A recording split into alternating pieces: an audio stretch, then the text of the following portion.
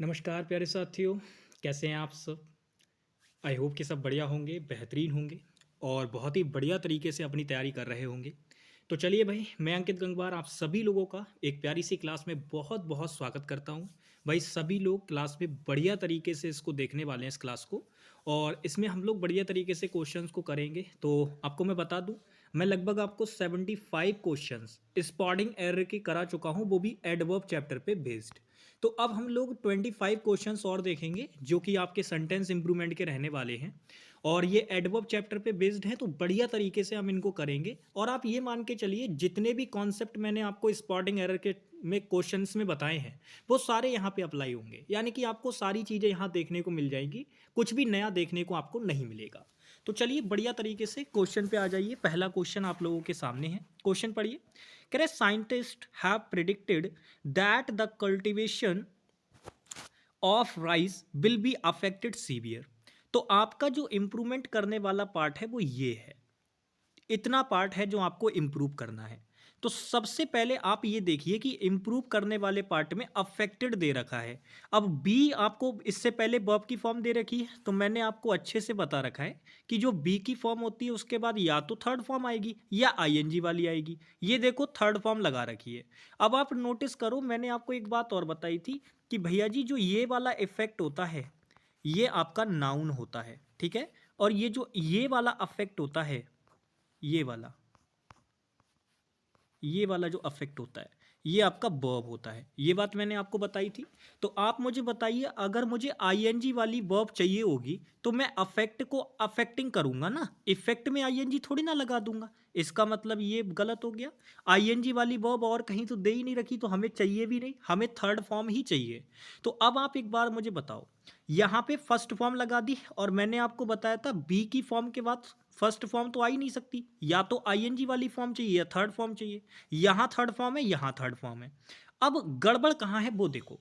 देखो दोस्त, गड़बड़ इसके अंदर ये है कि अफेक्टेड वर्ब को मॉडिफाई करने के लिए एग्जामिनर ने आपको एडजेक्टिव लगा के दिया, लेकिन आपको लगाना क्या होता है, एडवर्ब। तो आपको जो ये सीवियर लगा के दिया है ना, ये आपका एडजेक्टिव है, और एडजेक्टिव से एडवर्ब बनाने के लिए सिर्फ उसमें एल बाई ऐड कर देते हैं। यानी आपका जो राइट आंसर बनेगा वो क्या बनेगा, सीवियरली वाला बनेगा, जो कि बी ऑप्शन दे रखा है। बाकी इस ये नो इंप्रूवमेंट क्यों नहीं हो सकता, क्योंकि भाई नो इंप्रूवमेंट ऊपर गलती दे रखी है ना, उसमें एडजेक्टिव दे रखा है वर्ब को मॉडिफाई करने के लिए, जबकि आता क्या है, एडवर्ब। तो पहला क्वेश्चन आपका यहीं पे हो गया। इतना ही था इस क्वेश्चन में, सारी चीजें आप पहले से ही जानते हैं, मैंने बहुत अच्छे से आपको बता रखी हैं। नेक्स्ट क्वेश्चन पे आते हैं, क्वेश्चन नंबर 2। बढ़िया क्वेश्चन है, सीजीएल प्री 2022 का है, करिए आंसर। क्वेश्चन पढ़ेंगे। कह रहे last before year Shirley got very good grades. तो अगर आप नोटिस करोगे, लास्ट बिफोर ईयर ये वाला जो पार्ट है वो आपको इंप्रूव करना है भैया। तो इसकी जगह पे मैं क्या कर सकता हूं, द लास्ट ईयर बिफोर कर दूं। भाई जब आर्टिकल वगैरह आपको नहीं लगा के दिया तो जबरदस्ती थोड़ी ना है, सीधे सीधे उसने बोल दिया ना लास्ट ईयर, तो लास्ट ईयर का मतलब है पिछले साल, उसको डेफिनेट करने की जरूरत नहीं है, उसने खुद ही बोल दिया है पिछले साल, ठीक है। तो आपको जबरदस्ती में इसमें और कुछ ऐड करने की जरूरत नहीं है, तो ये वाला ऑप्शन नहीं होगा। अच्छा, बिफोर ईयर लास्ट, ये तो फॉर्मेशन ही गलत हो गई, इसमें तो और ही गड़बड़ कर दिया भाई। अब अच्छा इसमें देखो, यहां पे the year before last year, ये भी फॉर्मेशन गलत है बिल्कुल एकदम। जो राइट फॉर्मेशन यहां पे बनेगी, बिफोर लास्ट ईयर बनेगी। बिफोर लास्ट ईयर का मतलब है पिछले साल, ठीक है। बिफोर लास्ट ईयर का मतलब है पिछले साल से पहले। सिरले गॉट गुड ग्रेड्स, मतलब सिरले जो था उसको अच्छे ग्रेड मिले थे। तो बी ऑप्शन आपका राइट आंसर हो जाएगा। इस क्वेश्चन के अंदर बस केवल ना आपको बस केवल चीजों को फॉर्म करना था, यानी आपको वर्ड्स दे रखे थे, उसने 2-3 वर्ड दे दिए थे, उनको आपको बस फॉर्म करना था, सही जगह पे लगाना था, ठीक है। वर्ड आपको दे रखे थे, बस उन्हीं को ठीक से अरेंज करना था आपको। तो वो बी पार्ट में अच्छी तरीके से दे रखे हैं। नेक्स्ट आ जाएंगे क्वेश्चन नंबर 3 पर। ये भी बढ़िया क्वेश्चन है, ये आपका इंप्रूवमेंट करने वाला पार्ट है, करिए। ये सीएचएसएल का क्वेश्चन है भाई। क्वेश्चन पढ़ो जरा ध्यान से। कह रहे when we reach the hill station it was raining the heaviest. तो क्वेश्चन में अगर आप नोटिस करोगे तो ये वाला पार्ट आपका इंप्रूव करने वाला है जी। अगर आप नोटिस करो तो इट वॉज रेनिंग, यानी कि यहां पे कॉन्टिन्यूटी दिखाई जा रही है कि भाई बारिश हो रही थी, यानी ये वाला जो पार्ट है वो वर्ब है। और अगर ये वर्ब है तो जरा मुझे बताओ, वर्ब को मॉडिफाई करने के लिए अगर मुझे कोई वर्ड चाहिए होगा तो वो अपने आप में क्या होना चाहिए? तो आप कहेंगे भैया एडवर्ब होना चाहिए। लेकिन यहां पर तो द आर्टिकल के साथ सुपरलेटिव डिग्री लगा रखी है। हैवीएस्ट, हैवियर, हैवीएस्ट, ये तो सुपरलेटिव डिग्री है, मतलब हैवी वर्ड आपका एडजेक्टिव होता है। अगर उससे एडवर्ब बनानी है तो हमें हैवली करना पड़ेगा। अब आप जरा मुझे देखकर बताओ, हमें एडवर्ब चाहिए ना, लेकिन यहां पर एडजेक्टिव दे रखा है, नहीं काम चलेगा। अच्छा, यहां पर भी एडजेक्टिव दे रखा है, यहां मोस्ट हैवली कर दिया, कोई मतलब नहीं भैया। यहां मोर हैवी कर दिया, ये भी तो बिल्कुल कंपैरेटिव डिग्री कर दी, लेकिन इसमें इस तरीके से बनाएंगे नहीं। आपको मैंने बताया था मोर या मोस्ट लगा के कंपैरेटिव सुपरलेटिव तब बनाते हैं जब आपका जो वर्ड है ना वो एक सिलेबल से ज्यादा का हो। अब ये हैवी वर्ड है, ये तो एक ही सिलेबल का है, तो इसमें मोर या मोस्ट लगा के मत बनाना, इसको आप हैवीएस्ट या हैवियर करके बनाएंगे कंपैरेटिव सुपरलेटिव। फिलहाल आपके क्वेश्चन का जो राइट आंसर बनेगा वो क्या बनेगा? ए वाला ऑप्शन। ठीक है भैया, ए वाला ऑप्शन आपका क्या बनेगा? राइट आंसर बनेगा। नेक्स्ट आ जाओ, क्वेश्चन नंबर 4, इसका आंसर करो। कह रहे his father was few proud of his power over the horse. तो भाई अगर आप नोटिस करेंगे कि भाई यहां पे कह रहा है his father was few proud, few proud का मतलब होता है ना के बराबर घमंड है।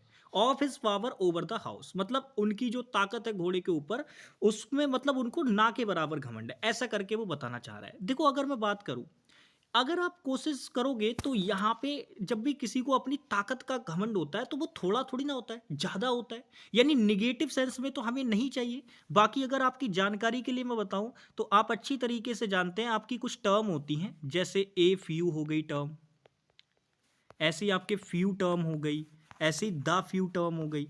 तो ये कुछ टर्म होती हैं आपकी। अब इस टर्म में अगर हम बात करें तो ये जो ए फ्यू और द फ्यू है, ये दोनों की दोनों टर्म पॉजिटिव सेंस में मीनिंग करती हैं। ये दोनों की दोनों टर्म पॉजिटिव सेंस में मीनिंग करती हैं, मतलब थोड़ा है लेकिन थोड़ा है तो पॉजिटिव सेंस में आ जाता है। और इस वाले फ्यू का मतलब होता है ये निगेटिव सेंस में काम करता है, और इसका मतलब होता है बहुत ही ज्यादा थोड़ा, बिल्कुल ना के बराबर, बिल्कुल ना के बराबर चीजें। तो आप मुझे बताओ, क्या फ्यू से पहले यहां कोई आर्टिकल लग रखा है? नहीं लग रखा ना, इसका मतलब वो बिल्कुल न के बराबर सेंस में बात कर रहा है। तो मेरे प्यारे साथी बात यहां गलत हो जाएगी, आप फ्यू नहीं लगाएंगे। और फ्यू नहीं लगाएंगे तो क्या आएगा? अब देखो, अगर मुझे फ्यू नहीं लगाना है तो मैं इसकी जगह पे क्या कर सकता हूं? देखो प्राउड वर्ड अपने आप में एडजेक्टिव है, क्या है मेरे प्यारे साथी? प्राउड वर्ड अपने आप में एडजेक्टिव है। तो अब एडजेक्टिव को अगर मुझे मॉडिफाई करना है तो मुझे क्या चाहिए? एडवर्ब चाहिए। अब एडवर्ब कहां लगा रखी है? तो आप देखो यहां पे कह रहा है मच प्राउडेस्ट, तो भाई बिल्कुल ही गलत हो गया ये तो। फिर आगे देखो यहां पे क्या कर रखा है? मच प्राउडेस्ट कर दिया, यहां देखो कर दिया वेरी प्राउडली। तो भैया वॉज वर्ब के बारे में, ये हिज फादर, उन्हें क्या था अपने ऊपर, तो उनके बारे में इंफॉर्मेशन है कि भैया वो उन्हें थोड़ा सा ना प्राउड था, गर्व था उस चीज का। ठीक है, तो यहां पे उनके बारे में इंफॉर्मेशन दे रखी है, तो एडजेक्टिव है। एडजेक्टिव है तो यहां पे उसको एडवर्ब तो नहीं बनाएंगे, यानी ये बात भी गलत हो गई। ऊपर गलती दे रखी है इसीलिए नो इंप्रूवमेंट भी नहीं होगा, आंसर होगा वेरी प्राउड। वेरी प्राउड, हम कहते हैं आई am very proud of you, मतलब मुझे तुम पर बहुत गर्व है, I am very proud of you. तो डी ऑप्शन आपका क्या हो जाएगा? राइट आंसर हो जाएगा। ये बस आपको नॉर्मल जानकारी होनी चाहिए थी कि भैया ए फ्यू और फ्यू, द फ्यू, ये टर्म क्या होती हैं। बाकी मैंने आपको बता ही दिया है। यहाँ पे आप अगर ऐसे देखते तब भी पता चल जाता आपको कि एडजेक्टिव को मॉडिफाई करने के लिए यहाँ भी एडजेक्टिव ही लगा रखा है, तो ये तो गलत हो जाएगा भाई, आपको एडवर्ब चाहिए। नेक्स्ट आ जाओ, ये भी क्वेश्चन बढ़िया है, इसका आंसर करेंगे। अगर यहाँ पे अगर हम बात करें तो आपको इतना पार्ट जो है वो इंप्रूव करना है, ये इतना वाला, यहां तक का पार्ट, ठीक है। तो क्वेश्चन पढ़ो, कह authorities has been regular issuing avalanche warnings for vulnerable areas that have witnessed heavy snowfall. तो क्वेश्चन में अगर आप नोटिस करेंगे तो सबसे पहली चीज जो आप देखेंगे वो ये देखिए कि भैया यहां पे आपको अथॉरिटीज दे रखा है, यानी आपका जो सब्जेक्ट है वो प्लूरल है। अगर प्लूरल सब्जेक्ट है तो भैया इसके साथ तो प्लूरल वर्ब आनी चाहिए, लेकिन ये तो सिंगुलर लगा रखी है, तो इसका मतलब यहां गलती हो गई, हमें हैव चाहिए। अब देखो ना, तो यहां क्वेश्चन में हैव दे रखा है आपको, इसका मतलब नो इंप्रूवमेंट भी नहीं होगा। इसी प्रकार से अगर हम देखें तो थर्ड ऑप्शन में हैव नहीं दे रखा, इसका मतलब यहां भी गलती हो गई। अब तीसरी चीज अगर आप नोटिस करेंगे तो आपको पता चलेगा, यहां पे आप तीसरी चीज और देखिए भाई, वर्ब इशूइंग, तो इशू करने की बात हो रही है, तो इस वर्ब के बारे में इंफॉर्मेशन आपको देनी है रेगुलर की मदद से। तो आप मुझे बताओ, जब वर्ब के बारे में इंफॉर्मेशन देनी है तो हमें एडवर्ब चाहिए, लेकिन रेगुलर तो एडजेक्टिव है और इस वाले ऑप्शन में भी आपको रेगुलर ही दे रखा है, मतलब ए ऑप्शन भी आंसर नहीं बनेगा। मुझे एडवर्ब चाहिए, तो वो किस ऑप्शन में नजर आ रही है? केवल केवल डी ऑप्शन में। तो यही हमारा क्या हो जाएगा? Right answer. तो मैंने आपको क्या कहा? मैंने कहा सेंटेंस इंप्रूवमेंट का क्वेश्चन करते समय आपका सबसे बेस्ट मेथड होता है कि आप ऑप्शंस को एलिमिनेट करके जाएं। ठीक है भाई, नेक्स्ट आ जाओ। क्वेश्चन नंबर 6, इसका आंसर करेंगे। क्वेश्चन पढ़िए, कह रहा है he released the brake and the tractor slow move forward. अब क्वेश्चन में अगर आप नोटिस करो तो ये वाला पार्ट आपको क्या करना है? इंप्रूव करना है। तो क्वेश्चन में आप देखेंगे ही रिलीज्ड मतलब उसने छोड़े ब्रेक, तो सेकंड फॉर्म ऑफ वर्ब लगा रखी है, इसका मतलब कोई दिक्कत नहीं, सब्जेक्ट सिंगुलर प्लूरल कोई भी फर्क नहीं पड़ेगा उसका। आगे आप देखोगे तो द ट्रैक्टर आपकी एंड से एक नई क्लाउज शुरू हो रही है, द ट्रैक्टर उसका सब्जेक्ट है, सब्जेक्ट के according second form of verb आनी चाहिए, मूव्ड लगा रखी है, बिल्कुल ठीक है। फॉरवर्ड का मतलब होता है आगे, तो ये एडवर्ब के रूप में यहां पे काम कर रहा है। भाई कहां बढ़ रहा? आगे बढ़ गया, आगे बढ़ गया ट्रैक्टर। भाई ब्रेक छोड़ोगे तो ट्रैक्टर आगे ही तो जाएगा, या पीछे भी जा सकता है, भाई ऐसी बात नहीं है, बैक गियर पड़ा हुआ होगा। फिलहाल उसने फॉरवर्ड बोला है तो इसका मतलब आगे जाने की वो बात कर रहा है, ठीक है, सिंपल सी बात है। अच्छा, लेकिन गलती कहां है क्वेश्चन में? तो गलती अगर मैं आपको बताऊं तो मेरे प्यारे साथी, ये जो मूव्ड वर्ब है ना, इसके बारे में एक इंफॉर्मेशन और भी ऐड कर रखी है। ये फॉरवर्ड तो ऐड कर रखी है, ये तो अपने आप में एडवर्ब है ही, लेकिन इसको तो एग्जामिनर इंप्रूव भी नहीं करा रहा आपसे, आपको करा रहा है इसको इंप्रूव। आप मुझे बताओ, जब उसने ब्रेक छोड़ा होगा तो ट्रैक्टर हल्के हल्के मूव किया होगा, तो मूव वर्ब के बारे में आपको इंफॉर्मेशन चाहिए कि भैया ट्रैक्टर कैसे मूव किया, तो हल्के हल्के मूव किया, तो स्लोली आपके आंसर में होना चाहिए। जरा मुझे देखकर बताओ कहीं दे रखा है क्या स्लोली? तो आप नोटिस करोगे, देखो भैया यहां पे स्लो दे रखा है, नहीं बात बनेगी।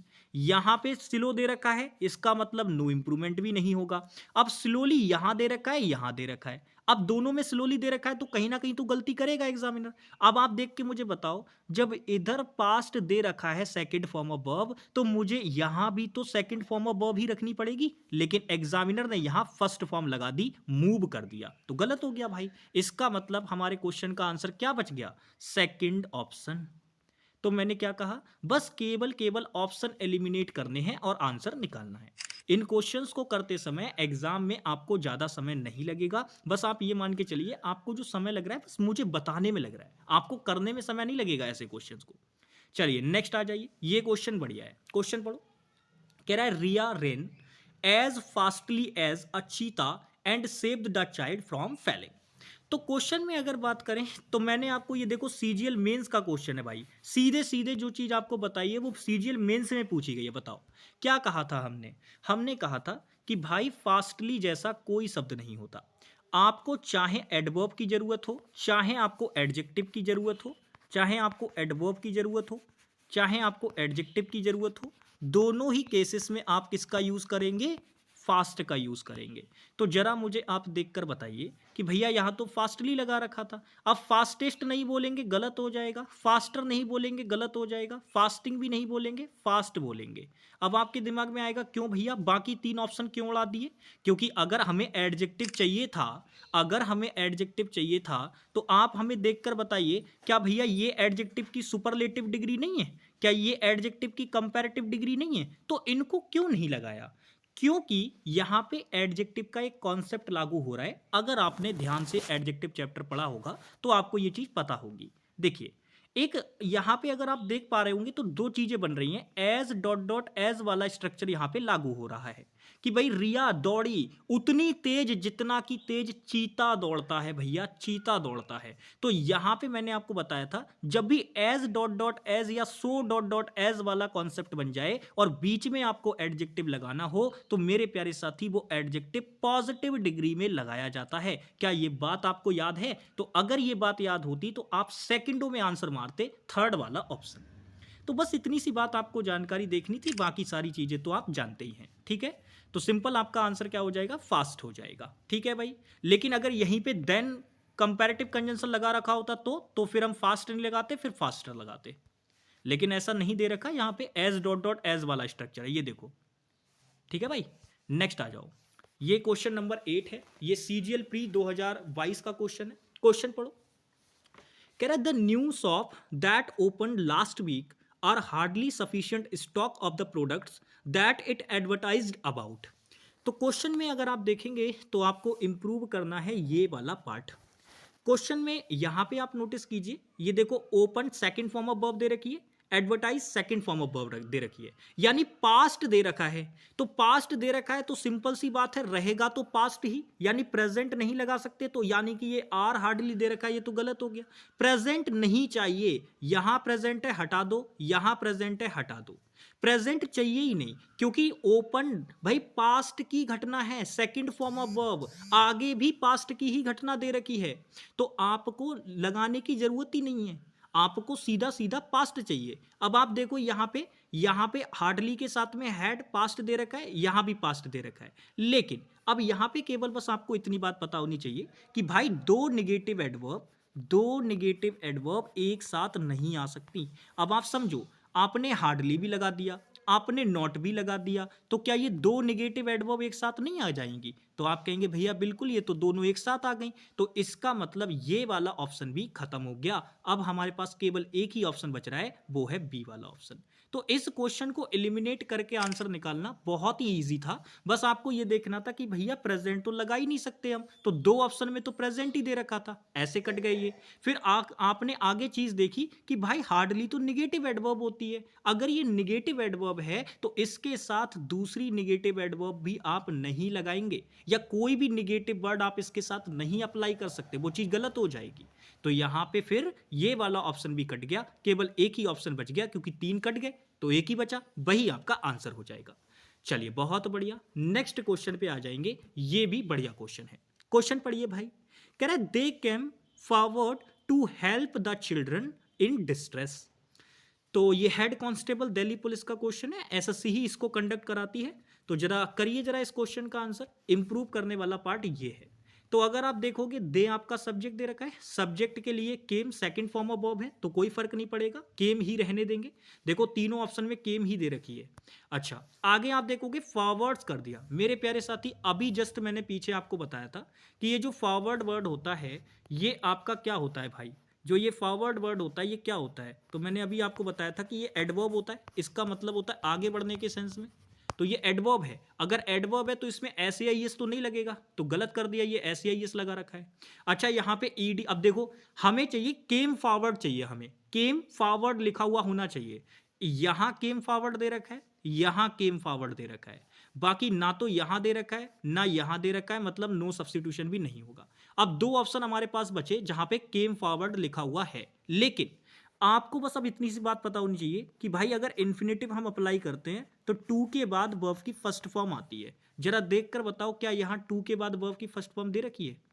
तो आप कहेंगे नहीं भैया यहां तो थर्ड फॉर्म दे रखी है, मतलब ये भी गलत हो गया। तो केवल केवल कौन सा ऑप्शन बचा? फर्स्ट वाला ऑप्शन। तो ऐसे करके निकाला जाता है आंसर, फर्स्ट ऑप्शन इसका होगा। केवल छोटी छोटी नॉलेज आपको लगानी है बस। नेक्स्ट आ जाएंगे, ये क्वेश्चन नंबर 10 आप लोगों के सामने है, इसका आंसर करिए भाई। कह रहे for checking the patient's status in the ICU the doctor entered the there in a quick manner. अब इसमें जरा मुझे बताइएगा क्या होगा, ध्यान से बताइए जरा क्या होगा भैया इसमें। देखो अगर हम बात करें तो रियलिस्टिकली का मतलब होता है वास्तविक रूप से, गास्टली जो वर्ड होता है ये थोड़ा सा भयंकर तरीके से होता है या बहुत बुरी तरीके से कोई चीज की जाती है। फर्स्टली का मतलब होता है पहले, और हरीडली का मतलब होता है जल्दी से। तो आप अगर देखेंगे ना तो उसने यहां पे जो ये चीज लिखी है ये भी ठीक, इन अ क्विक मैनर अपने आप में बिल्कुल ठीक है, और यहां पर उसने जो ये लिखा है ये एक फ्रेज है, और ये फ्रेज यहां पे किसका काम कर रही है? एडवर्ब फ्रेज का। तो ऐसा नहीं है कि ये लिखी हुई चीज यहां पे गलत है, ये भी ठीक है। बस इस फ्रेज को एग्जामिनर ये चाह रहा है कि भैया आप इस फ्रेज को एक वर्ड में डिस्क्राइब कर दे। तो आप मुझे बताओ, इन अ क्विक मैनर का मतलब होता है जल्दी जल्दी से, और जल्दी जल्दी का मतलब है कि हरी अप कर रहे हैं आप, जल्दी कर रहे हैं। तो मेरे प्यारे साथी फर्स्ट ऑप्शन हमारे क्वेश्चन का क्या हो जाए? राइट आंसर हो जाएगा फर्स्ट ऑप्शन। ठीक है भाई, जल्दी जल्दी से करना। बाकी मैंने सभी एडवर्ब का मीनिंग आपको बता दिया है। नेक्स्ट क्वेश्चन ये बढ़िया है और इसमें एक कॉन्सेप्ट भी आपको सीखने को मिलेगा। हालांकि मैं बता भी चुका हूं पहले, और ये स्टेनो 2022 का क्वेश्चन है। क्वेश्चन पढ़िए, कह रहे Sara will go to the seminar first and later attend the class. The नहीं है, अच्छा ठीक है, अटेंड क्लास है कॉली, ठीक है भैया, बढ़िया बात है। नेक्स्ट अब हम इसमें देखेंगे कि क्वेश्चन में क्या कोई गलती दे रखी है या सारी चीजें ठीक है। देखो, इसको समझने के लिए ना आपको 3 वर्ड को समझना होगा। एक तो वर्ड होता है आपका लेटर, ठीक है, एक होता है आपका मेरे प्यारे साथी ये वाला लेटर, और एक होता है आपका ये वाला लेटर। तो 3 लेटर आपके वर्ड होते हैं। अब तीनों में डिफरेंस क्या है, देखो अगर मैं बात करूं तो ये वाला जो लेटर होता है ये आपका एडवर्ब होता है, ठीक है। ये लेटर जो ये वाला होता है ये आपका एक तरीके से अगर देखा जाए तो ये प्रोनाउन का भी काम कर लेता है, यानी ये डिमॉन्स्ट्रेट करने का काम करता है, तो ये प्रोनाउन की तरह एक्ट करता है आपका। और ये वाला जो लेटर होता है ये नाउन की तरह एक्ट करता है। इसका मतलब होता है एक तरीके से पत्र। इसका मीनिंग भी बता देता हूं मैं, इसका मीनिंग होता है पत्र। और इस वाले लेटर का जो मीनिंग होता है ये बाद वाले के लिए आता है, बाद वाला, बाद वाला। लेकिन इसका यूज पता है कब करते हैं, जब आपको एग्जैक्ट 2 पर्सन दे रखे हो। कितने? 2 लोग। जब एग्जैक्ट 2 चीजों की या 2 पर्सन की बात हो रही होगी तो पहले वाले को आप फर्स्ट बोल देंगे और बाद वाले को आप क्या बोल देंगे? लेटर बोलेंगे। लेकिन कौन सा वाला लेटर? LATTER वाला लेटर, ठीक है भैया। जब 2 लोगों की बात हो रही होगी तो 2 पर्सन की बात हो रही होगी तो पहले वाले व्यक्ति को आप फर्स्ट बोल देंगे और दूसरे वाले व्यक्ति को यानी बाद वाले व्यक्ति को आप लेटर बोलेंगे, ठीक है। और ये वाला लेटर एडवर्ब होता है, ये बाद के सेंस में होता है, ये नॉर्मली बाद के सेंस में होता है, नॉर्मली बाद के सेंस में होता है, ठीक है। अच्छा, और ये लेट जो होता है ये आप जानते हो ये एडजेक्टिव भी होता है, एडवर्ब भी होता है। इसके बारे में भी मैं आपको बता चुका हूं बढ़िया तरीके से।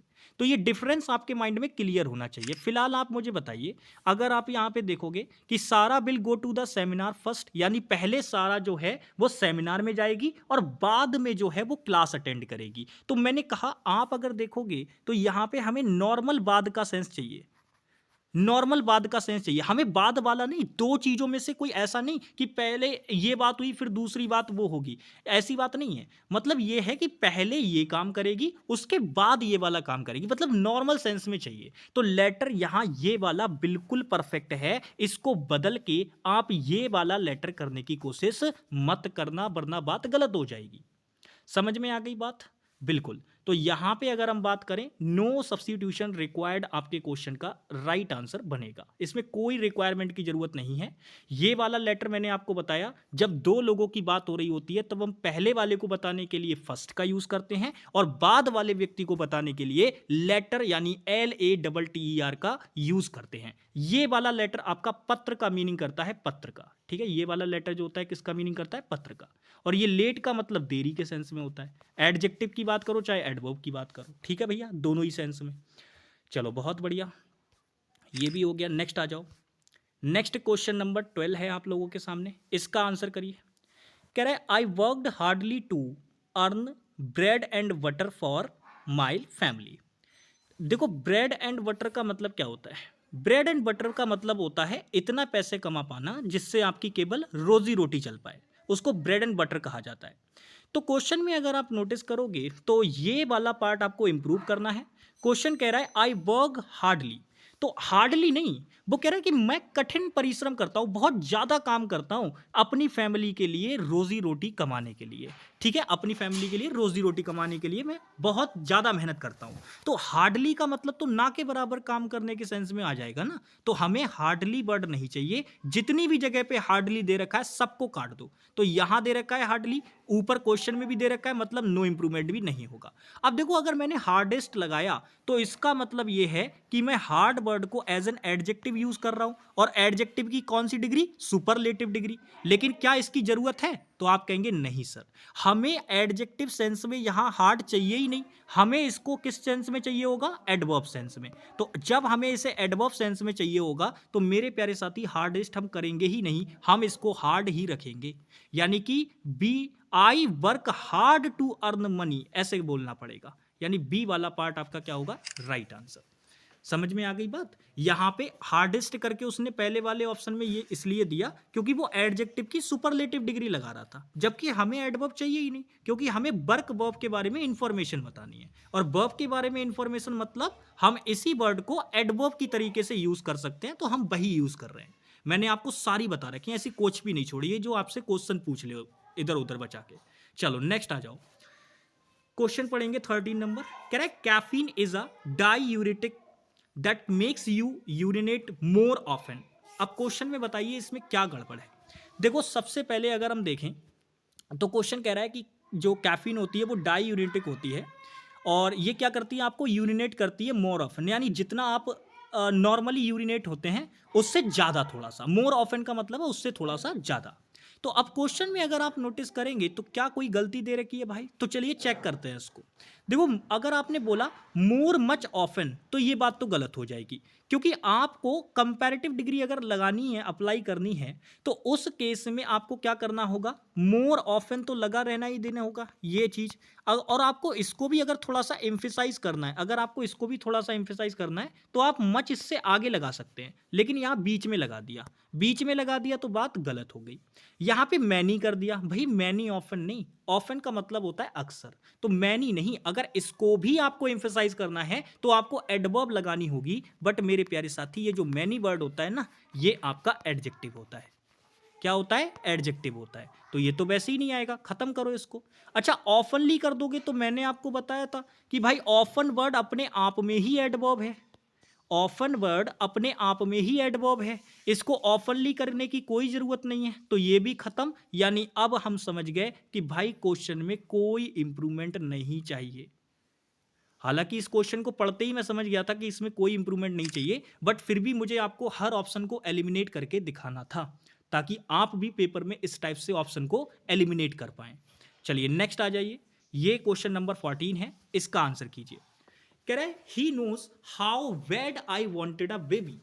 तो अब यहां पे जो इंप्रूवमेंट करने वाला पार्ट है वो ये है। क्वेश्चन में कैसे इसको इंप्रूव करेंगे चलिए देखते हैं। तो कह रहा है ही नोज, वह जानता है, हाउ बैड आई वॉन्टेड, तो अगर आप देखेंगे तो यहां पे कह रहा है वॉन्टेड अ बेबी, हाउ, तो यहां पे वॉन्टेड के बारे में इंफॉर्मेशन दे रखी है, तो हाउ बैडली होगा ना कि हाउ बैड। बैड एडजेक्टिव है और मुझे वर्ब के बारे में इंफॉर्मेशन लगानी है, मतलब एडवर्ब चाहिए। अब आप अगर नोटिस करोगे तो आपको देखो यहां पे देखना ध्यान से, यहां पे देखो यहां पे लगा रखा है आपका बैड, तो मैंने कहा बैड तो एडजेक्टिव है बट हमें एडवर्ब चाहिए, इसका मतलब ये नहीं होगा। यहां पर भी एडजेक्टिव लगा रखा है बट हमें क्या चाहिए, एडवर्ब चाहिए, तो नो इंप्रूवमेंट भी नहीं होगा। अब दो ऑप्शन बचे, या तो हाउ बैडली कर दें या बैडली हाउ कर दें, तो बताओ क्या होगा सही स्ट्रक्चर। तो आपको याद होगा मैंने कहा था वेयर हो गया, व्हेन हो गया, हाउ हो गया, ये क्या होती हैं आपकी, तो मैंने आपको बताया था ये रिलेटिव एडवर्ब होती है। क्या होती हैं भाई, ये रिलेटिव एडवर्ब होती हैं, और इनकी खास बात क्या होती है कि ये दो क्लाउजेस को एक दूसरे से जोड़ने के काम आती है, मतलब उनको रिलेट कराती हैं एक दूसरे से क्लाउज को। तो भैया पहले आपको ये क्लाउज खत्म हो गई सब्जेक्ट वर्ब, तो यहां पे आपको पहले रिलेटिव एडवर्ब रखनी होगी जो कि क्या करेगी, दोनों क्लाउजेस को जोड़ेगी। तो आपको हाउ को पहले ही रखना पड़ेगा, आप इसको बाद में लेके नहीं जाएंगे। कई बच्चे इसमें फंसे होंगे बट लेकिन आप आसानी से कर सकते थे, फर्स्ट वाले ऑप्शन को लगा सकते थे अगर आपको ये बात पता होती कि भाई दो क्लाउजेस को जोड़ने के लिए रिलेटिव एडवर्ब भी आ जाएगी, क्योंकि वो कंजंक्शन कर काम कर लेती है वहां पे। तो यहाँ पे ये कंजंक्शन का काम करेगी, रिलेटिव एडवर्ब आप यहाँ पे शुरू में ही लगाएंगे, क्योंकि सब्जेक्ट वर्ब ये हो गया तो एक क्लाउज हो गई कंप्लीट। तो एक क्लाउज और दूसरी क्लाउज को जब जोड़ोगे तो पहले आपको क्या लगाना पड़ेगा, कंजंक्शन लगाना होगा, जो कि रिलेटिव एडवर्ब का काम करेगा वहां पे। तो ए ऑप्शन आपका क्या हो जाएगा, आंसर हो जाएगा। चलिए बहुत बढ़िया, नेक्स्ट क्वेश्चन नंबर 15 पे आ जाएंगे भाई। ये भी बढ़िया क्वेश्चन है। अब इस क्वेश्चन में अगर आप देखोगे तो ये फेज 9 में पूछा गया क्वेश्चन है 2022 में। इंप्रूवमेंट वाला पार्ट ये है, अगर आप नोटिस करेंगे तो ये क्वेश्चन पूरी तरीके से विद इन सेकेंड का है, क्योंकि आपको येट और स्टिल के बारे में मैंने बहुत अच्छे से बताया था। अब मैंने आपको कॉन्सेप्चुअली चीजें भी बताई थी कि भाई स्टिल का मतलब होता है जब कोई चीज कॉन्टिन्यूटी में हो, मतलब अभी भी अगर वो चीज है तो उस समय में, और येट का मतलब होता है कि कोई काम कैसा है, अनफिनिश्ड है, मतलब पूरा नहीं हुआ है, हो चुका है थोड़ा बहुत लेकिन पूरा नहीं हुआ है अभी भी, तो वो येट के मदद से दिखाया जाता है। फिर मैंने कहा था अगर इस तरीके से आपको आंसर ना मिल पा रहा हो तो आप एक दूसरा तरीका भी लगा सकते हैं। वो ये होता है कि जब भी आप येट लगाएंगे तो इसको हमेशा आपको लगाना पड़ेगा मेन वर्ब के बाद, और जब आप स्टिल लगाएंगे तो इसको हमेशा आपको लगाना पड़ेगा मेन वर्ब से पहले। अगर ऐसे नहीं लगे हुए हैं तो फिर ये गलत माने जाएंगे। अब आप जरा देखकर बताओ भाई, देखकर बताओ जल्दी से। आपको यहां पे देखो हैव वर्ब है, ये मेन वर्ब है आपकी यहां पे, तो आप यहां पे देखकर बताओ आपको इससे पहले क्या लगा के दिया है, इससे पहले आपको क्या लगा के दिया है, तो आप कहेंगे येट, जबकि मैंने क्या कहा, येट तो मेन वर्ब के बाद आता है लेकिन यहां तो पहले लगा रखा है, तो भाई गलती तो हो गई। अब आप मुझे बताओ, अगर मुझे येट लगाना है तो वो मेन वर्ब के बाद होना चाहिए, लेकिन मेन वर्ब के तुरंत बाद भी नहीं कि पता चले तुरंत बाद लगा दो। ऐसे नहीं बोल सकते we have yet time to catch the bus, ऐसे बोल सकते हैं क्या? अब ध्यान से देखना मेरी बात को, यहां पे समझो, मैंने कहा मेन वर्ब के बाद चाहिए। अब अगर हमने स्टिल लगाया तो कॉन्टिन्यूटी में चीजें होनी चाहिए, क्या कहीं पर भी कोई भी चीज ऐसी कॉन्टिन्यूटी में दिखा रही है? नहीं ना, इसका मतलब ए वाला ऑप्शन भी नहीं आएगा। अच्छा, अब देखो यहां पे कह रहा है have time still for catching बस, क्या ऐसे बोल सकते हैं स्टिल फॉर कैचिंग बस? नहीं, क्योंकि क्वांटिटी की बात ही नहीं है, ये अनफिनिश्ड एक्शन वाली बात है एक प्रकार से, तो यहां पे हमें येट ही रखना पड़ेगा, लेकिन बस ये चीज ध्यान रखनी होगी कि भाई वो मेन वर्ब के बाद हो। अब देखो यहां पे हैव मेन वर्ब है और येट आपका मेन वर्ब के बाद आ गया, और टाइम टू कैच द बस, तो हम ऐसे बोलेंगे we have yet time to catch the bus, ठीक है ना, ऐसे करके बोलेंगे। समझ में आ गई बात? टू कैच द बस, बिल्कुल, we yet time to catch the bus, यानी बी ऑप्शन आपका क्या हो जाएगा, राइट आंसर हो जाएगा। ठीक है भाई, समझ में आ गई बात? बहुत बढ़िया, चलो आगे चलते हैं। नेक्स्ट क्वेश्चन आपका 16 नंबर वाला है, इसका आंसर करेंगे भाई। ये आपका यहां पे अगर आप देखोगे तो यहां से यहां तक वाला पार्ट जो है ये आपको इंप्रूव करना है। क्वेश्चन पढ़िए, कह रहे life is hard unpredictable but दो मैनेजेबल। बताइए अब इसमें क्या वर्ड हम अप्लाई करें जो कि काम एकदम ठीक हो जाएगा। देखो अगर आप क्वेश्चन में देखोगे तो कह रहा है लाइफ इज हार्ड, यानी जीवन जो है वो कठिन है, अनप्रिडिक्टेबल है यानी कुछ भी नहीं बताया जा सकता कब क्या होगा, बट दो मैनेजेबल। अगर दो मैनेजेबल की बात करें, देखो लाइफ एक ऐसा प्रोसेस है, बेसिकली जिंदगी किसी की एक ऐसा प्रोसेस है जो कि जब तक है तब तक कॉन्टिन्यूटी में ही रहेगी। आप मुझे बताओ आपकी जिंदगी अगर 1 मिनट के लिए भी रुक गई तब तो आपका पत्ता कट जाएगा। तो लाइफ जब तक है वो कॉन्टिन्यूस प्रोसेस में ही रहेगी, और अगर कॉन्टिन्यूस प्रोसेस में रहेगी तो मेरे प्यारे साथी हमें इससे जुड़ी हुई चीज लगानी होगी। अब देखो अगर हम बात करें, कह रहे बट दो मैनेजेबल, लेकिन फिर भी इसको मैनेज किया जा सकता है, तो जो बात यहां लिखी हुई है ये भी ठीक, लेकिन एग्जामिनर ने नो सब्स्टिट्यूशन दिया नहीं, इसका मतलब वो इसको रिप्लेस कराना चाह रहा है, ये फ्रेज रिप्लेसमेंट का क्वेश्चन है, तो आप इसकी जगह पे कौन सी लगा सकते हैं, स्टिल कंट्रोलेबल, यानी फिर भी इसको क्या किया जा सकता है, कंट्रोल किया जा सकता है। अब चूंकि यहां पे कॉन्टिन्यूटी का सेंस आ रहा है, क्योंकि जिंदगी एक ऐसी चीज है जो जब तक है तब तक कॉन्टिन्यूस प्रोसेस में ही रहेगी, तो हम आसानी से लगा सकते थे ए वाला ऑप्शन, आसानी से लगा सकते थे हम लोग कौन सा, ए वाला ऑप्शन। बाकी आप देखो इनसे भी हटा सकते थे भाई। प्रैक्टिकल का मतलब क्या है, प्रैक्टिकेबल का मतलब होता है कि प्रयोगात्मक है, मतलब उसमें आप चीजों को प्रैक्टिकल तरीके से कर सकते हैं, बट ये वाली बात तो नहीं है, क्योंकि यहाँ पे मैनेजेबल का सेंस है, मतलब हम उसको मैनेज कर सकते हैं। बियरेबल का मतलब होता है सहन करने योग्य, अचीवेबल का मतलब होता है प्राप्त करने योग्य, तो कोई भी वर्ड ही मीनिंग सही नहीं बना रहा था, कंट्रोलेबल वर्ड ही था जो मीनिंग सही बना रहा था, तो ऐसे भी आप जा सकते थे। आपका तरीका, मैंने दोनों तरीके इसलिए बताए क्योंकि स्टिल से कॉन्सेप्चुअली चीजें क्लियर हो रही थी, इसीलिए मैंने स्टिल को सबसे पहले पकड़ा। नेक्स्ट आ जाओ, ये क्वेश्चन नंबर 17 है, सीजीएल मेंस का क्वेश्चन है, बढ़िया क्वेश्चन पकड़ेंगे। कह रहा है अ sincere person creates goodwill when ever he goes. अब देखिए कह रहा है अ sincere person creates goodwill when ever he goes, when ever या वियर एवर वी गोज, मतलब जहां भी वह जाता है एक सिंसियर व्यक्ति क्या करता है, अच्छी यादें क्रिएट करता है, अच्छी चीजें वहां पे बनाता है। तो मेरे प्यारे साथी मैंने कहा था वेन, जब आप रिलेटिव एडवर्ब लगाएंगे या वेन से जुड़ी हुई एडवर्ब आप लगाएंगे तो आप देखेंगे कि वो क्या करेगी, टाइम को रेफर करेगी, और जब आपको प्लेस को रेफर करना होगा तब आप वेयर से रिलेटेड एडवर्ब लगाएंगे। तो आप मुझे बताइएगा, आपको यहां पे कह रहा है ही गोज, तो आपको जगह के सेंस में रेफरेंस लेनी है, तो आप यहां पे अगर हम बात करें वेयर एवर आपको लगाना पड़ेगा, यानी आपका आंसर क्या होगा, ए वाला ऑप्शन।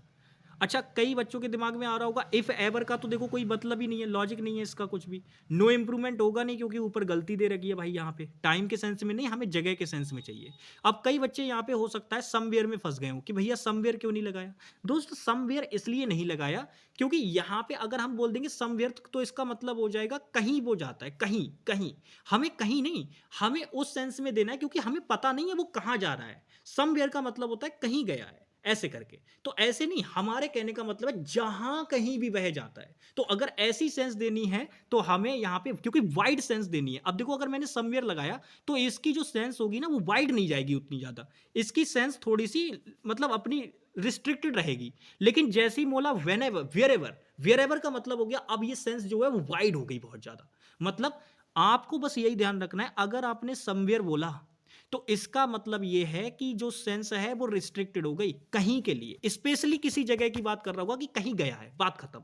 लेकिन मैंने अगर कहा कि वेयर एवर तो कहीं भी गया है, मतलब कहीं भी का मतलब कहीं भी जा सकता है, ये वाली बात। तो ये थोड़ा सा आपकी नॉर्मल सेंस हो जाती है और ये अगर आप यूज करेंगे तो ये वाइड सेंस हो जाती है। तो आप मुझे बताओ आपको नॉर्मल सेंस चाहिए थी या वाइड सेंस चाहिए थी? कहीं भी मतलब कोई एक स्पेशल जगह की आप बात करना चाह रहे हो या आप चाह रहे हो कि जहां कहीं भी बह जाता है? तो आप कहेंगे भैया जहां कहीं भी बह जाता है। तो इसी वजह से समवेयर नहीं आना था, वेयर एवर आना था यहां पे।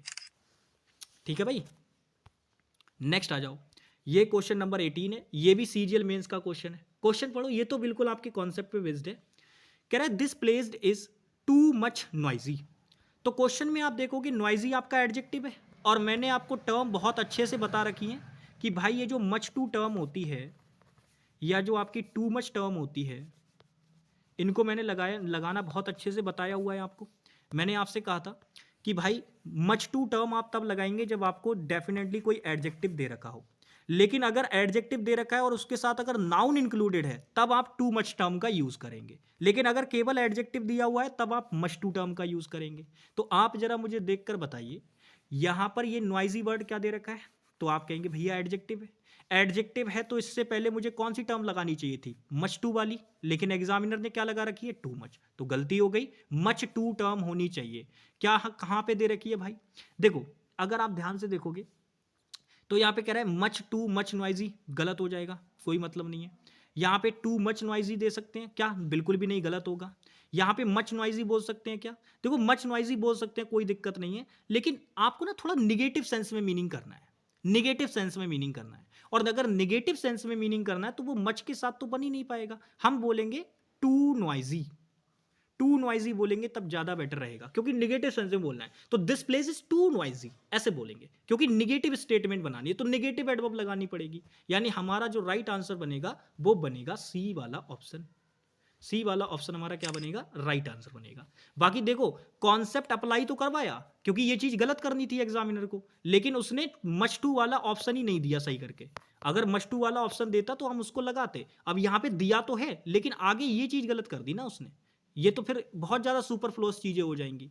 तो इस वजह से ये वाला बस कई सारे बच्चों ने इतना देखा होगा लगा दिया होगा बी ऑप्शन, तो भाई चीजें गलत हो जाएंगी, ध्यान से देख के करना। टू नॉइजी आपका यहाँ पे राइट आंसर बनेगा। नेक्स्ट आ जाओ, ये क्वेश्चन नंबर 19 है, इसका आंसर करेंगे। कह रहे sometimes the family liking to play a game together after dinner. ये CHSL 2021 का क्वेश्चन है।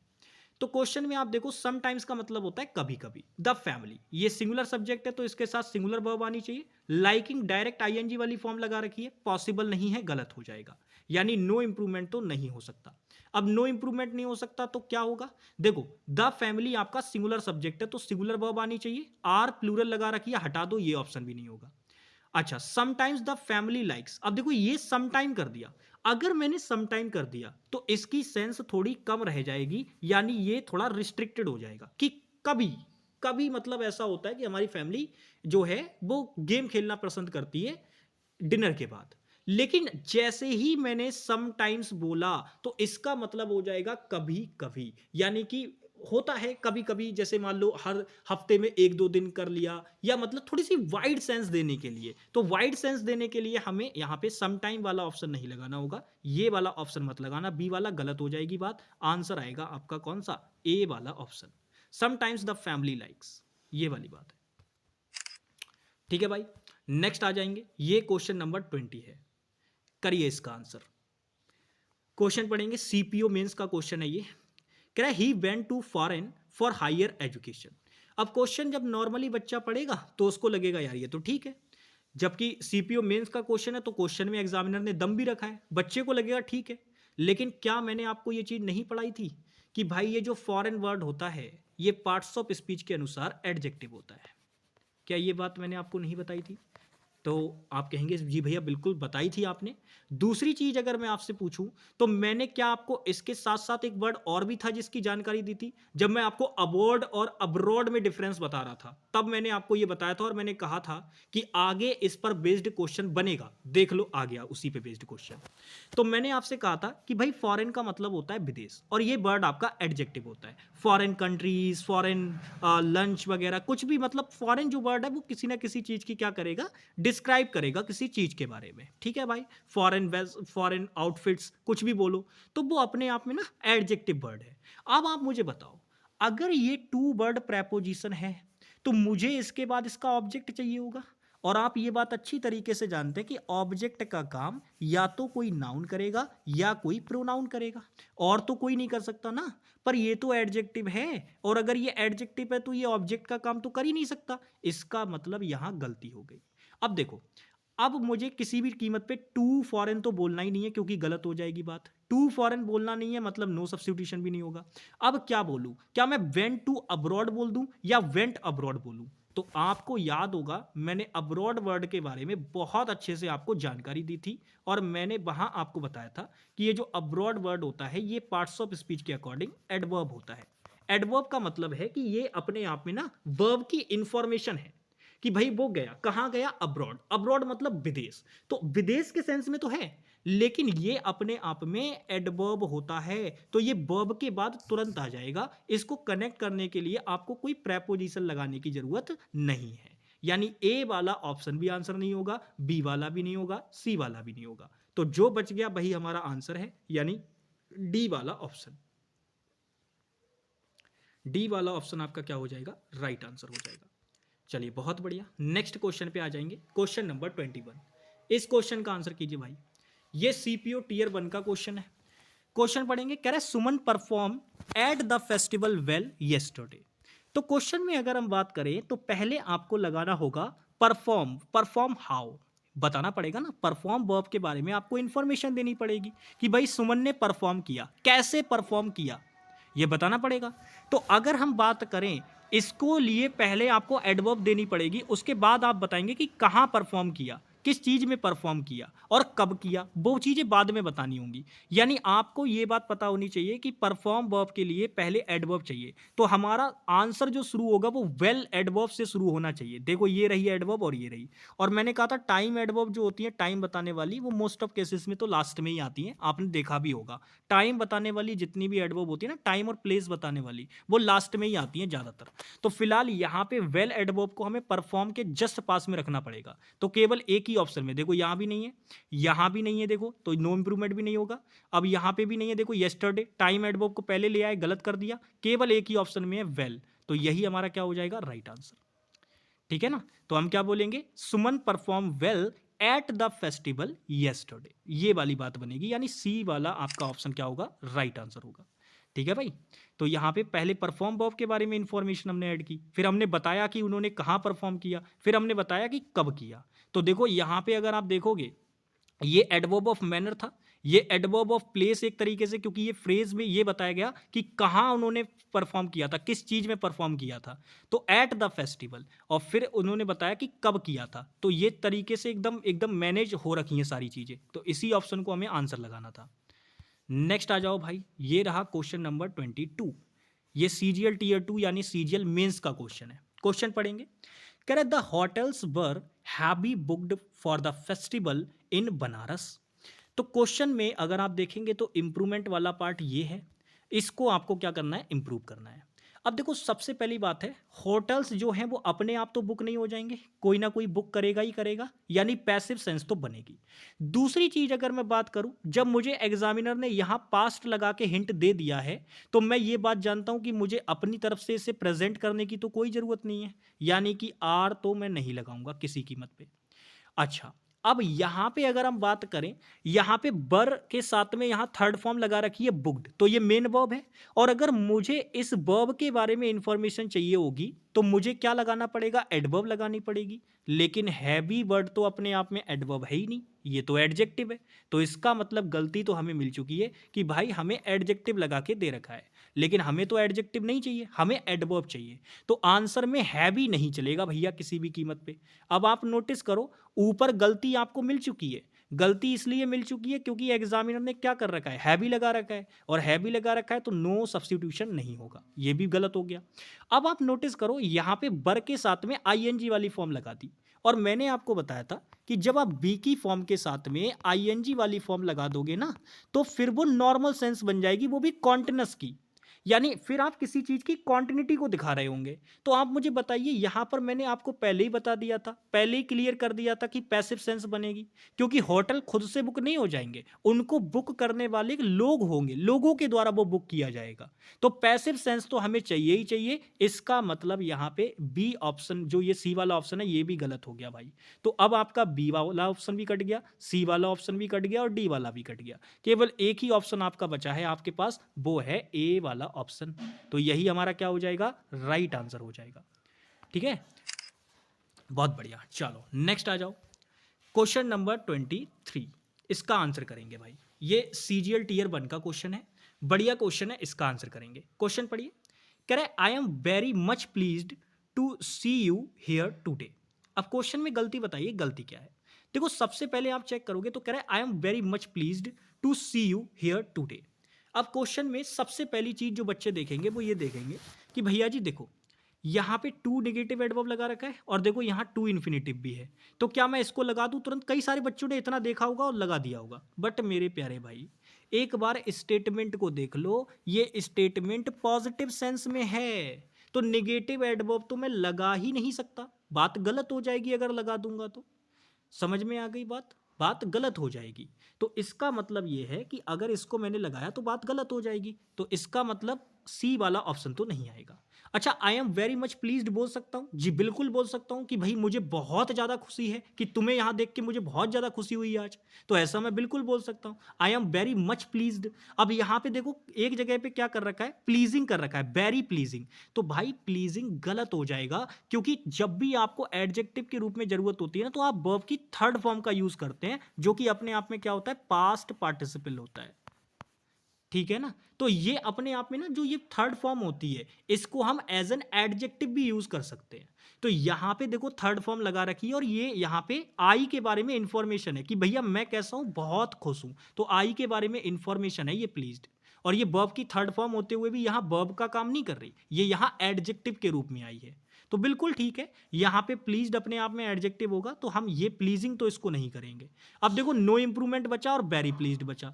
तो ऐसी नहीं है कि वेरी प्लीज्ड हो नहीं सकता, हो सकता है, लेकिन मैं ज्यादा खुश होने के सेंस में बात कर रहा हूं, तो मुझे जबरदस्ती में मच हटाने की कोई आवश्यकता नहीं है। मैं वेरी मच प्लीज्ड बोल दूंगा तब भी ठीक है, और वेरी प्लीज्ड बोल दूंगा तब भी ठीक है। जब मेरी दी हुई चीज अपने आप में ठीक है, तो मैं जबरदस्ती उसमें कोई गलती नहीं निकालूंगा, यानी मेरे क्वेश्चन का आंसर नो इंप्रूवमेंट होगा।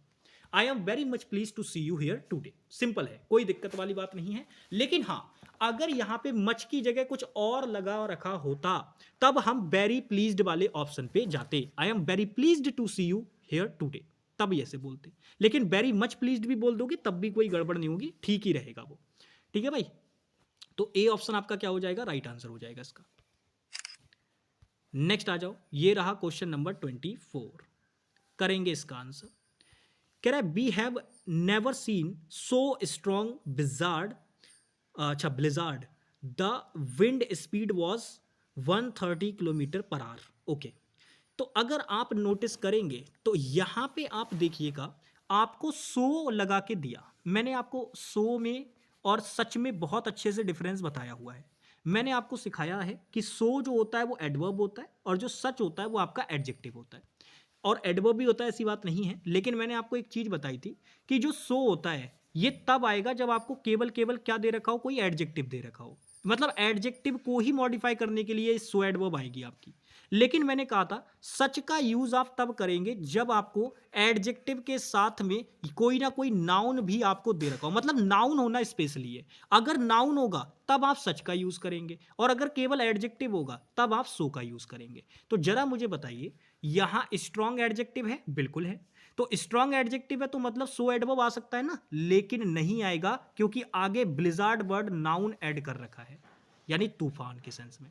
तो मेरे प्यारे साथी, जब नाउन ऐड हो गया तो मैं सो एडवर्ब का यूज नहीं कर सकता, क्योंकि आगे केवल यहां केवल अगर एडजेक्टिव होता तब मैं कर सकता था, लेकिन आगे नाउन भी ऐड करके दे दिया, तो इसका मतलब सो एडवर्ब नहीं आ सकती। अब सच लगाना पड़ेगा। अब आप देखो, यहां पे क्वेश्चन में गलती हो गई, मतलब नो इंप्रूवमेंट नहीं होगा। यहां पे भी सो एडवर्ब लगा रखा है, मतलब ये भी नहीं होगा। अब सच यहां दे रखा है, यहां दे रखा है, तो अब मैं क्या बोलूं? सच स्ट्रॉन्ग आ ब्लिजार्ड बोलूं या सचा स्ट्रॉन्ग ब्लिजार्ड बोलूं? तो मैंने आपको टर्म में बहुत अच्छे से सिखाया था कि भैया पहले आप लिखेंगे सच, फिर आप ए या एन आर्टिकल जो भी आपको लगाना होगा वो लगाएंगे, और फिर उसके बाद आप लगाएंगे एडजेक्टिव, और फिर आप उसके बाद में लगाएंगे नाउन। ये आपको स्ट्रक्चर बताया था ना, सीधा सीधा, तो बस उसी को अप्लाई करना है आपको।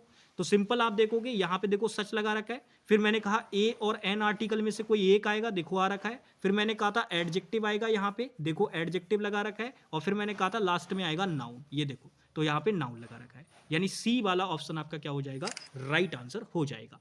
तो सिंपली आपको बस यही चेक करना है, कभी भी सो या सच में आपको कंफ्यूजन हो रहा हो तो बस आप इतनी सी ही चीज देख लीजिएगा।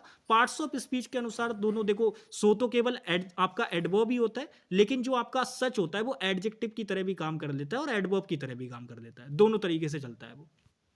नेक्स्ट आ जाओ भाई। अब यहां पे देख के बताओ क्या होगा इस क्वेश्चन में। ये लास्ट क्वेश्चन है हमारा, बढ़िया क्वेश्चन है, इसका आंसर करेंगे। कह रहा है the head has been so busy to go through these files and resolve the matter. CGL tier 1 का क्वेश्चन है 2019 का, बढ़िया क्वेश्चन है। तो आप क्वेश्चन में अगर नोटिस करोगे तो कह रहा है the head has been so busy to go through. अब देखो इस क्वेश्चन में फंस गए मामला। अब आप यहां पे नोटिस करोगे तो यहां पे सच बिजी कर दिया। मैंने कहा बिजी वर्ड की पार्ट्स ऑफ स्पीच क्या है पहले तो ये बताओ, तो आप तुरंत कहेंगे भैया बिजी का मतलब होता है व्यस्त, और ये वर्ड पार्ट्स ऑफ स्पीच के अनुसार क्या होता है? एडजेक्टिव। अगर ये एडजेक्टिव है तो इसके बाद कोई और वर्ड दे रखा है क्या? नहीं, क्योंकि टू आपको इन्फिनेटिव लगा के दे रखा है, उसके बाद गो वर्ब की फर्स्ट फॉर्म है, तो ये इन्फिनेटिव दे रखा है, मतलब इसके बाद मुझे सीधा सीधा कोई नाउन नहीं दिया गया। और अगर इसके बाद मुझे सीधा सीधा कोई नाउन नहीं दिया गया है तो मैं किसी कीमत पे सच का यूज तो नहीं कर सकता। अच्छा, दूसरी चीज, यहां पे सो लगा रखा है तो टू और सो दोनों एक साथ, कोई लॉजिक नहीं है, गलत हो जाएगा बिल्कुल। नो इंप्रूवमेंट हो नहीं सकता क्योंकि ऊपर गलती है, तो भैया एक ही आंसर बच गया हमारे पास, वो है फर्स्ट वाला, ये सेकंड वाला ऑप्शन। अब आपके दिमाग में आ रहा होगा भैया जी ये कैसे आंसर बना, तो मैं उसके बारे में भी आपको बता देता हूं। आप नॉर्मली कॉन्सेप्ट ये जानते ही है कि भैया टू नेगेटिव एडवर्ब होती है, और जब भी ये आएगी तो इसके तुरंत बाद एडजेक्टिव होगा, और आपका आगे कहीं ना कहीं इन्फिनेटिव जरूर दे रखा होगा, टू प्लस वर्ब की फर्स्ट फॉर्म। तो आप जरा मुझे देख के बताओ, क्या ये इन्फिनेटिव आपको नहीं दे रखा था? ये बिजी आपको एडजेक्टिव नहीं दे रखा था? तो यहाँ पे सो एडवर्ब कैसे लगा दोगे? आपको टू लगानी चाहिए थी। तो ये कॉन्सेप्ट था, सीधा सीधा आप देखते तो आपको समझ आ जाता तुरंत। बाकी आशा करता हूं कि आप एडवर्ब चैप्टर में भी हर तरीके का क्वेश्चन बढ़िया तरीके से सीख गए होंगे, हर तरीके का क्वेश्चन आपने अच्छे तरीके से अटेम्प्ट किया होगा। सॉरी।